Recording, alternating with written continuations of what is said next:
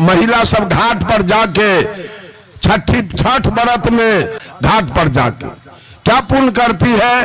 हे छठी माँ, एगो पोता चाहिए, एगो पोती चाहिए, एगो दामाद चाहिए, बेटा के नौकरी चाहिए, थोड़ा जमीन चाहिए, थोड़ा मकान चाहिए, एगो दुकान चाहिए, बेटा के कैंसर भेल है से ठीक हो जाए के चाहिए, और बेटा जो बीए का परीक्षा दिया है वो का रिजल्ट बढ़िया होए के चाहिए।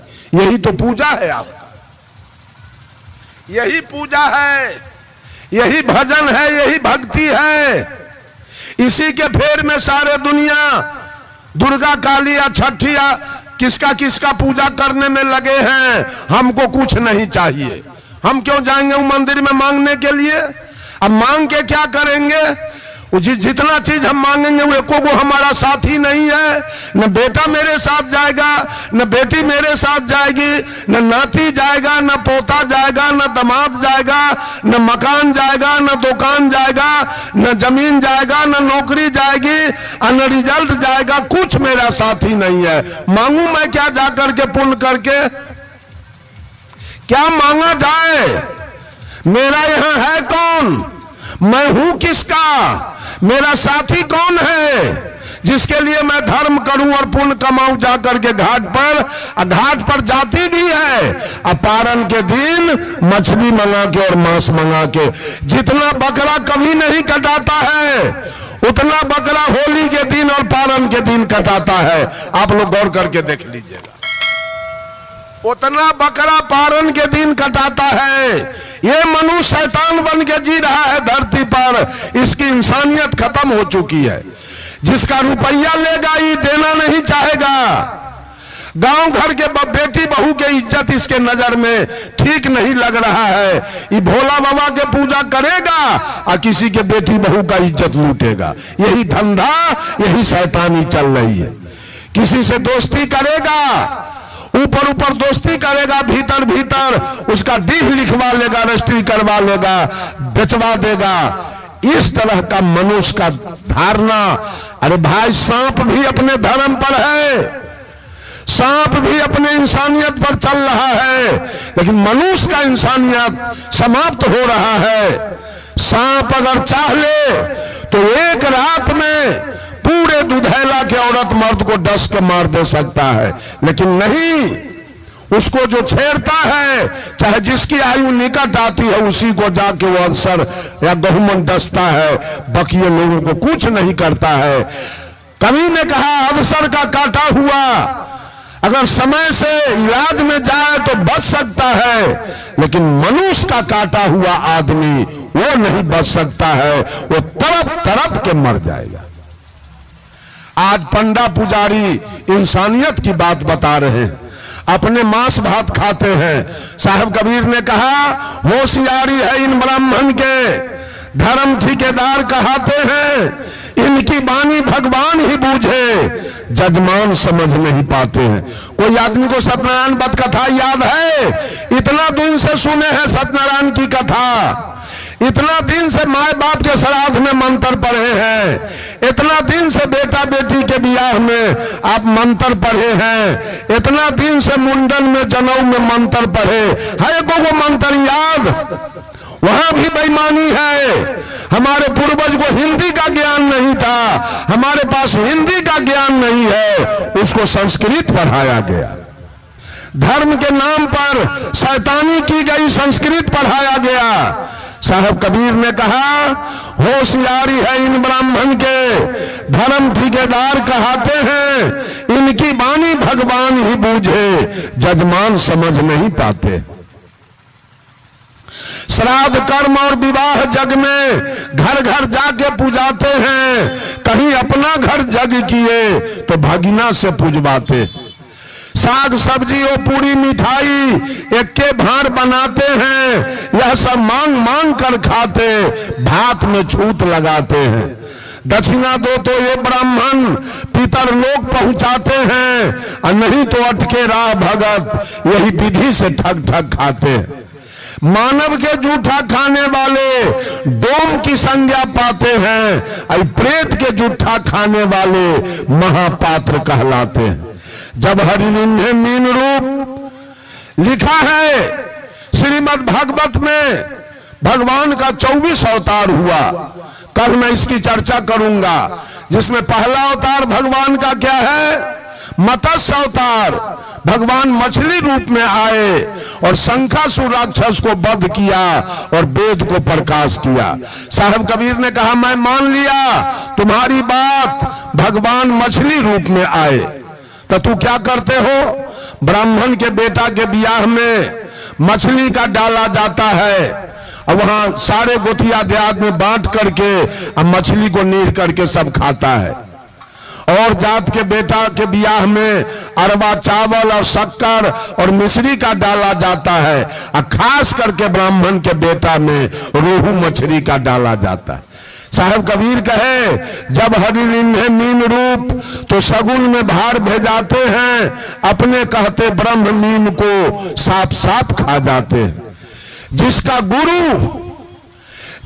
गुरु हो 2 नंबर का, उसके चेला का उपाय बीजक में साहब कबीर कहते हैं को असकरी है नगर को तवलिया, मांस फैलाए गिद्धर खबरिया, मूस भय नाम मंजार कर हरिया, दादुर शोभ सरप पहरुआ, बैल बियाए गाय भय बंझा, बछरू दुहिए तीन तीन संझा, नित उठ सिंह सियार से जूझे, कबीर के पद कोई बिरले बूझे। साहब कबीर एक पद में कहते हैं मूस भय नाव मंजार कर हरिया। अगर चूहा को नौका पर बैठा दिया जाए, सदगुरु कबीर दुनिया के चाल को देखकर उल्टा बोलते हैं, व्यंग करते हैं लोगों से कि मूस भय नाव मंजार कर हरिया, चूहा को नौका पर बैठा दिया जाए और बिल्ली के हाथ में पतवार दिया जाए कि इनको जरा उस पार कर दीजिए, तो क्या बिल्ली चूहा को पार करेगा? बोलिए बोलिए, बिल्ली चूहा को उस पार कर देगा? नहीं। तो आप हो चूहा, आई पंडित है बिलाई, आप अपने जीवन रूपी नौका का पतवार इस बिल्ली के हाथ में लोगों ने दिया है कि हमारा नौका पार कर दीजिए। जो पंडित स्वयं मछली खाता है, जो स्वयं मांस खाता है, जो स्वयं सिगरेट पीता है, स्वयं जर्दा की माम खाता है, शिखर पराग खाता है, जो स्वयं चोरी दलाली करता है, जो स्वयं वासना में लिप्त है, वो मेरे नौका को पार कर देगा? बोलिए। वो आपके जीवन रूपी नौका को पार कर देगा, बैकुंठ भेजेगा। पिंडदान करके सपिंडन करके आज तक ये मनुष्य अपने जीवन रूपी नौका का पतवार इन बेईमानों के हाथ में दे दिया है कि हमारे नौका को आप पार कर दीजिए। कभी होने वाली नहीं है, कभी नौका पार नहीं कर सकेगा। याद कर लीजिए सब लोग, केवल मनुष्य इंसानियत में नहीं जी रहा है, मनुष्य के पास इंसानियत नहीं रह गया है। सारे पंथ वाले विश्वास की बात कर करके, चमत्कार दिखा दिखा करके केवल पंथ चलाना चाहते हैं, केवल गुरुवाई करना चाहते हैं, केवल माल कमाना चाहते हैं। इंसानियत तो खत्म हो रहा है, इंसानियत नहीं दिखाई दे रहा है। कोई हमसे सत्यनारायण व्रत कथा करवा रहा है, कोई दुर्गा व्रत करवा रहा है, कोई काली का पूजा करवा रहा है, कोई भगैत करवा रहा है, कोई छठ करवा रहा है, कोई तीज करवा रहा है, कोई जितिया करवा रहा है। अगर ये सच है तो एक भी मुसलमान इन जितिया नहीं किया, उसके पास तो बेटा नहीं होना चाहिए, उसको तो निपुत्र रह जाना चाहिए। लेकिन बंधु, हिंदू के औरत के जितिया करके अगर 3 बेटा है तो मुसलमानिन के पास बिना जितिया के 13 गो बेटा है। कहां गई इनकी सत्यता, कहां गया इनका जग जाप। अगर विश्वकर्मा पूजा सही है तो एक भी मुसलमान, एक भी सिख, एक भी ईसाई कभी विश्वकर्मा पूजा नहीं किया। 17 सितंबर का पंडित जी आपका विश्वकर्मा पूजा कराते हैं, 18 सितंबर के इन तीनों की गाड़ी एक्सीडेंट हो जानी चाहिए। हुआ क्या? उलट गया मुसलमान के गाड़ी? कभी नहीं। ये सारे धोखेबाजी है और ये पंडित जी अपना कमा के खाने के लिए 72 गो जाल पसार के रखा है धरती पर। 72 गो देवी देवता के हमसे पग पग पर नित्य दिन हमसे पूजा करवा रहा है माल कमाने के लिए और अपने बेटा बेटी को पालने के लिए। और हम लोग उसको धर्म समझ रहे हैं, हम लोग उसको मुक्ति का मार्ग समझ रहे हैं और उसका सारा धंधा है पेट पालने के लिए।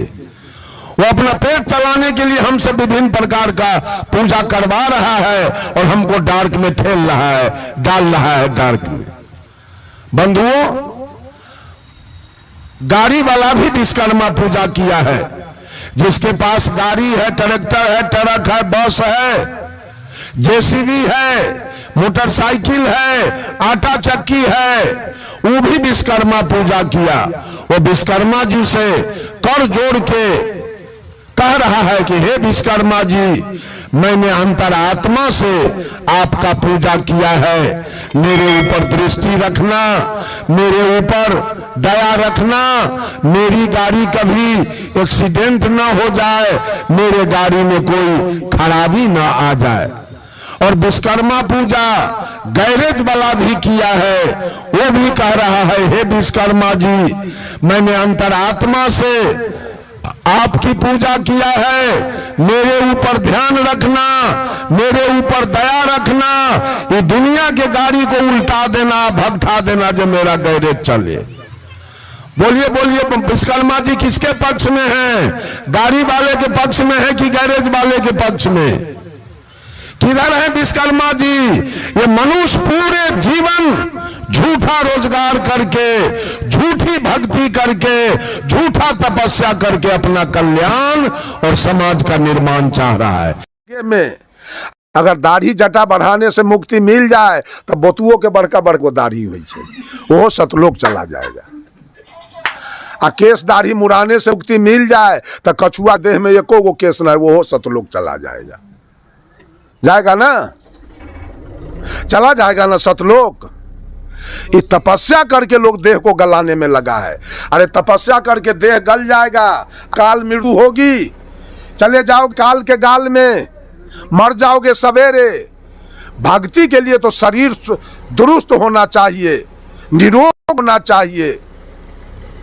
अब महिला सब 3-3 दिन छठ में भोजन छोड़ देती है, तो भोजन छोड़ दीजिएगा तो मुक्ति मिल जाएगी कि बेटा मिल जाएगा? पेट्रोल गाड़ी है, डीजल गाड़ी, और उसमें पेट्रोल देना बंद कर दीजिए तो कौन भक्ति है? पेट्रोल बंद कर देना तो गाड़ी चलेगी? तपस्या करके लोग मुक्ति चाहते हैं। मौनी बाबा बन के, एगो समस्तीपुर जिला में एक पंडित जी थे, मौन व्रत धारण कर लिया कि हम 12 बरस बोलबे नहीं करेंगे। 12 बरस तो बीत गया, और 13वां बरस में बोलना चाहा, मुंह के बोलिए खत्म हो गया। अब आए पाए कर रहा है बेचारा। करो अब आए पाए।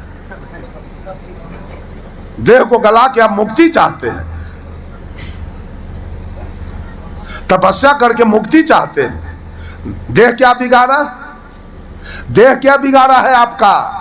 ये आंख क्या बिगाड़ा? कान क्या बिगाड़ा? नाक क्या बिगाड़ा? मुंह क्या बिगाड़ा? ये हाथ पैर क्या बिगाड़ा है आपका, जो इसको गलाने में लगे हैं?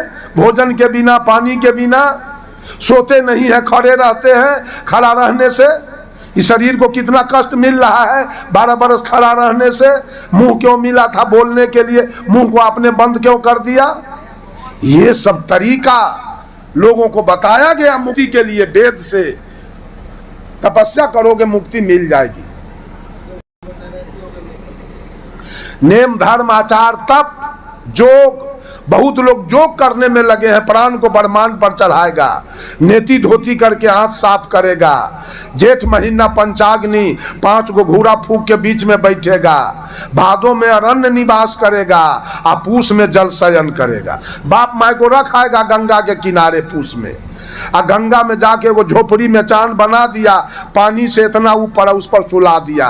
और जब पछिया मारा हिलकोरा तो माए बाप के पीठ में पानी सट रहा है, और ऊपर एगो हरिया टांग दिया, उसमें गंगा जल रख दिया, और उसके पेना में छेद कर दिया, ठोपे ठोपे ऊपर से चू रहा है, और पीछे से पूस महीना गंगा का पानी हिलकोरा मार के पीठ भीज रहा है।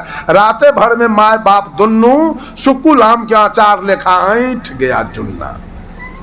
आ सवेर में गया बेटा पुतो, आ कड़ुआ तेल लहसुन से मालिश करके सीधा कर दिया, और फिर वह मेचान पर रख दिया, और मेचान पर मर गया तो हल्ला हुआ, सतलोक चला गया, गंगा सेवन करके सतलोक चला गया। शूल शयन करते हैं लोग, कांटा पर सोते हैं मुक्ति के लिए। बंधुओं, इससे मुक्ति नहीं होती, इससे कल्याण नहीं होगा। न नेम धर्म आचार तप जोग, जोग से भी मुक्ति होने वाली नहीं है। जोग है, जोग की चर्चा कबीर साहब ने किया है, असली जोग का चर्चा। क्या कहा? जोगाबे कोई जोगिया जोग जति,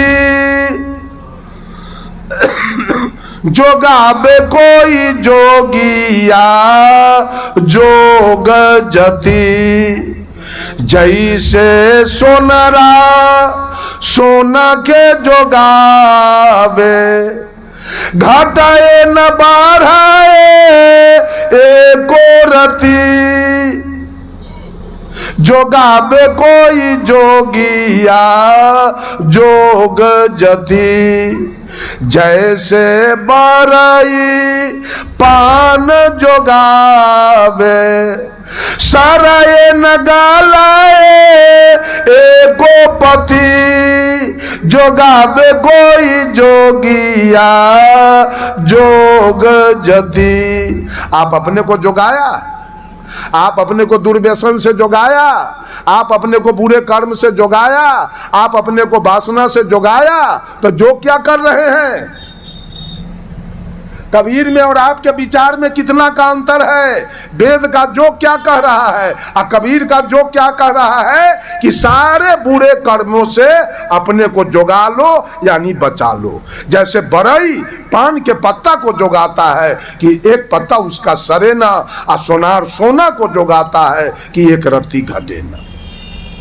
आप तो खैनी खाते हैं, बीड़ी पीते हैं, सिगरेट पीते हैं, गांजा पीते हैं, चोरी करते हैं, दलाली करते हैं, बेईमानी करते हैं, घूसखोरी करते हैं, दूध में पानी मिलाते हैं, आटा में चोकर, घी में डलटा, चावल में कंकड़। अब भक्ति करते हैं कि हम संत मत में आते। हम कभी एक जगह गए, गांव का नाम है लाठी सुरैती, पूर्णिया जिला में।